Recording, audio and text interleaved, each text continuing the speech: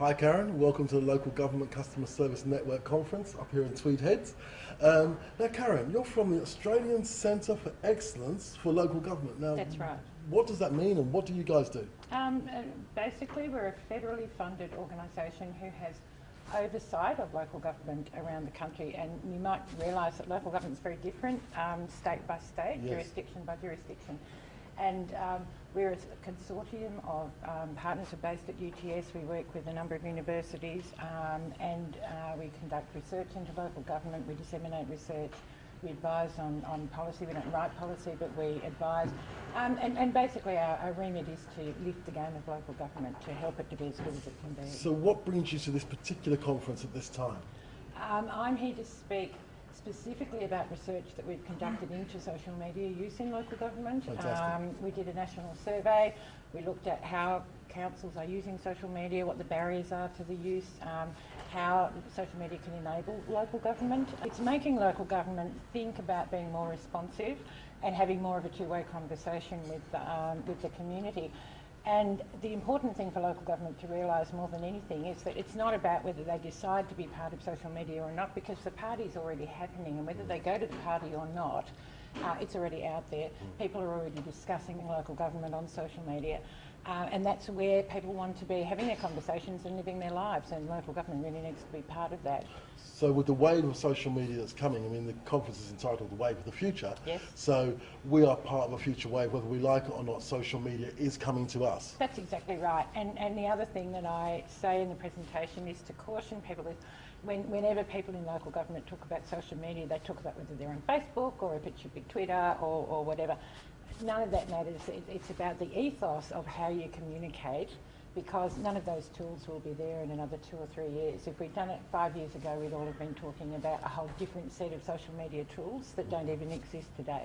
So it's not about the specific tools, it's about how you communicate. And if you build a framework about communication, then as the tools change, they'll So it doesn't matter whether it's MySpace or Facebook. That's right.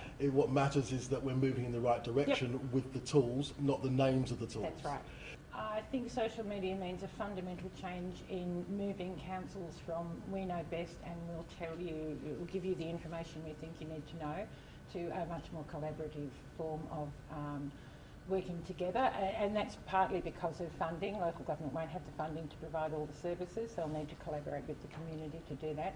It's an enormously enabling tool for local government, as it is for anyone else in the community, and it's really important that they embrace that and move forward. So this is a relationship change rather than a technological change? Oh yes, it's completely not about the technology. I mean, there's a lot of technology behind it, but technology comes and goes. It really is about relationships, and it's about a philosophy of how you communicate. Well, thank you very much for today, Karen. I'm really looking forward to hearing your speech and hearing what you have to say from the Australian Centre for Excellence for Local Government. Thank you. I'm the project manager at the Centre of Excellence for Local Government. We are a unique collaboration of universities and bodies committed to the advancement of local government. We're federally funded and we were put in place for 8 years, and we're in our 4th year now. Basically, our remit is for world-class local government to meet the emerging challenges of the 21st century. So that's what we do. Effectively, we sponsor academic research and practitioner-based research. We look at research from around the world, not just in Australia.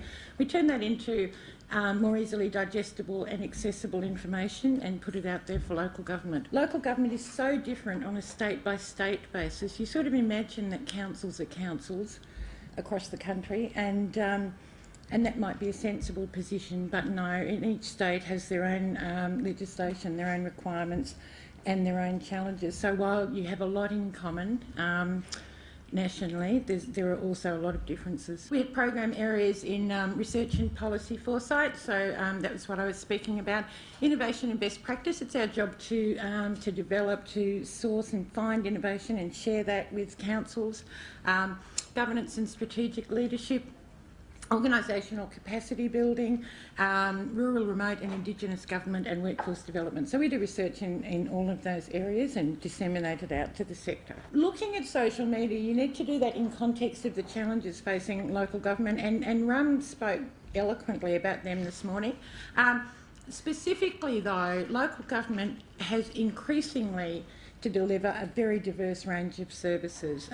Governments in all states are devolving services to local government as fast as they can, on the basis that, of course, you're best placed to provide them, but they're not giving you any money to back that up, so that just stretches you more. By the same token, community expectations are really increasing, and that's because as they deal with other organisations, they're finding customer service is more timely. They can contact, if you have a problem with your mobile phone call centre is going to be open till at least 10 o'clock at night, if not 24/7. So when you go to ring council and it says at 5:05, I'm sorry, our offices are only manned from, that's a bit frustrating. So people get a bit anxious about that now because they're used to getting higher standards of delivery or different standards of delivery in other areas. Legislative requirements, again, I'll talk a bit about record keeping and what a nightmare that is for councils in a minute, and just the volume of records and information, and the diverse workforce. Council workforces are incredibly diverse. They are ageing. They also have a really broad range of education. There are still a proportion of council workers who didn't finish school. There are also some literacy issues. Not just in rural and remote councils, but also in metro councils, as there are in lots of workplaces. That's not just a local government thing. And different computer skills. And the different computer skills is a real issue about the introduction of technology, and that's because the different computer skills are not necessarily at the bottom of the council sort of workforce, although in some of your outdoor staff that might be a bit of an issue, but often not, and that's a bit of a misconception, because your outdoor staff who don't have access to computers at work will often go home, hop on Facebook and talk to their kids who are overseas, or use Twitter or whatever. So it's not all about that bottom end. It's often about the really top end, and that's where you get a lot of blocking for technology in councils, and that's your CEO who's never opened an email. Your CEO who's got someone to open his emails and print them off for him, because he doesn't do that. That's your blockage. It's that lack of computer technology, it's the lack of using social media, it's the lack of accessing any of that stuff. And they're the people who say no within organisations. So part of our research program, we did a survey of all councils in Australia, and we asked them about their use of social media. Now this is back in late 2011, so these figures are a year and a bit old, and it's fair to say that the social media market has changed considerably since then. However, then at that time, 70% of councils were using social media and had a social media presence of some sort. Now that's a lot. I know that now, as of last week, there were 340 council Twitter accounts. Now there are only 556 councils, I think, in the country. The advantage of using YouTube, if you don't know, Google, who own YouTube, give all government departments in Australia, including local government, free branded YouTube channels. So they take the YouTube branding off and you brand it yourself. One of the concerns for local government in using YouTube and Facebook and all of those things is that you put information up but then you don't own it. So with your website you put information up, technically you own it, you keep records of it, you can take it down. Once you put something on Facebook or Google Plus or any of those things, it's actually really hard to get it redacted. And Facebook particularly can use that information in any way they like. That's part of their user agreement. So that is a bit of a concern for councils. With the YouTube though, Google are very clear about how you can own that data, they don't own it, and they can't do anything else with it. So that's a really useful thing. Some councils use it internally for training, so that you do one training session, you film it, you ask questions, you make it interactive, and then you've got it on your intranet for all your new staff can just access the training that way instead of having to keep running the same training over and over again. You can also use it to make training available to your community groups. You can interview community leaders, you can have sort of talking head talks about projects that are going on, lots of different things you can do, and you can do it all under your own banner. There are a lot of really active local government groups where you can just go and share professional information, so communities of interest. So this is a really important thing for you guys, because who drives social media use in local government? It's not you. It's communications. Okay, communications own social media. Where a council has social media, communications develop a social media policy as part of the communications policy. They lock it down, they own it, and they use it. Communications in local government traditionally are about broadcast communications. They are about, we will give you, the community, the information we think you need at a time we think you need it, in the format we think you want it. And that's what communications do, and it's about council brand, it's about not damaging the brand, it's about having a consistent approach. It's not about genuine community engagement, which is what customer service does, because you're the people talking to the customers. And you're the people, the customers are saying, well, I actually don't like that. I don't want it to happen this way, I want it to happen that way. It would be better for me if such and such. And sadly, in many customer service operations, there's no way of capturing that feedback.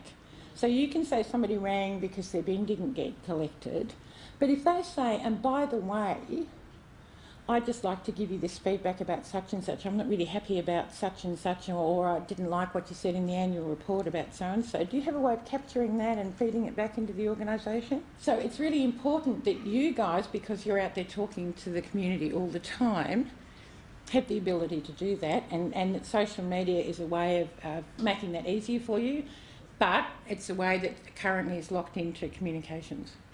Technology security issues, sometimes that's true, sometimes that's shorthand for I don't want to. And I always say in local government, whenever anybody says risk, oh, what about the risk? There's always risk. And risk is great. You don't have to say risk, and you see an image, you go, well, there's risk. Sorry, we're not there. Think about the risk of not doing it. Everyone always talks about the risk of doing it. The risk is this. Well, what about the risk of not doing it? The risk of not doing it is that your community's out there having conversations about you that you're not privy to, or worse, not having conversations about you. And here's the thing local government needs to think about. Yes, there are changes coming. Yes, there are amalgamations being talked about in not only New South Wales but all over the place. Local government's going to be under a lot of pressure to change, to pull back, to withdraw some of their services to be much more effective. And who is going to be your biggest champion in fighting against that? It's going to be the community. Because if your community says, hang on a minute, we love these services that local government give us, they're important, local government partners with us, they talk to us, we understand what they do, they'll champion local government to the other tiers of government. If they say, local government, I don't even know what they do, but they didn't pick up my bin last month, and the government says, well, we're going to take money off them, we're going to change them, we're going to do that, you aren't going to get any interest from your community at all. So there's another reason for you to be much more connected to your community and to give your community an opportunity to feel much more connected with you, and I would say that's a really big one. Record keeping issues comes up as a really big one, and that comes up as a risk too, so I'll talk about that. The risks, again, negative community feedback, council bashing and reputational risk. I really don't think that is a risk. I think you need to acknowledge that can happen and have a plan to mitigate it. That's it. And then move on. That's not a reason for not doing anything. Lack of resources and time consuming. Yes, it is in the beginning, but in actual fact, once you start doing it, it can be much more effective use of your time, and it can certainly save some time in terms of dealing with customer complaints. Also, it's a really great way of identifying issues before they become issues. So mostly council doesn't hear about community issues until it's been out there bubbling away in the community for a really long time. And then it's a big thing, and then council has to deal with it, deal with a capital D, in a major way. If council's monitoring social media, if they're on the Facebook and Twitter, they'll pick up those issues long before they become issues, and they can often head them off at the pass. And sometimes it's just a matter of perception, and if they can address that perception early enough, then they don't have a big issue to deal with later on. Technology security issues. There are some issues, as I said, with Facebook. When you sign up for Facebook, in the very, very, very, very, very fine print, it says, you know what, we own anything, you own nothing. If we want to change it, move it, delete it, any of that, it's entirely up to us, and you have no recourse. And that's fine if you're putting stuff up you don't care about, like they can move around, it really doesn't matter, and you're keeping other records of it. I wouldn't rely on the Facebook timeline because while it's really good while it's there, it does sometimes disappear. And then you can't get it, so for no apparent reason. So, you know, I would have some other backing up things. I'm not saying don't use Facebook. Be conscious of, there is some legislation, I believe, coming out around use of cloud computing for local government. There's some issue about, there's a bit of an issue about sovereign rights, sovereign data, which is, I suspect, not as big an issue as it seems. Nevertheless, you need to be aware about where some of that stuff's being kept. Did you all know, though, that as part of record keeping for your websites, you have to back up your websites every night so that if somebody asks, you can show exactly what that picture looked like on any particular day? Okay, so local government has to do that all the time. So if somebody says, I saw that on the website on the 17th of November 2006, your council has to be able to show the website on the 17th of November 2006. So that's a record keeping thing. You just need to identify the tools to do it with and make sure that you have them in place. Litigation. You are covered on social media by exactly the same libel laws, for example, that you would be on any other type of media. So if you send out a press release, if you said, well, that's a matter again of training. And also code of conduct. You can't say bad things about people under your code of conduct. So really, if in doubt, always fall back on your code of conduct, but no reason why you couldn't have specific training about how to use different forms of social media. And people said it'll increase community expectations. People will expect us to be better. And sorry, we're not having any of that. Because once that starts, who knows where it stops.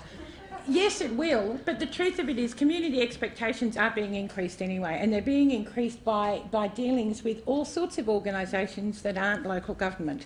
But they will have an expectation that their dealings with you will be similar to their dealings with those other organisations. And when they're not, then they'll be really disappointed.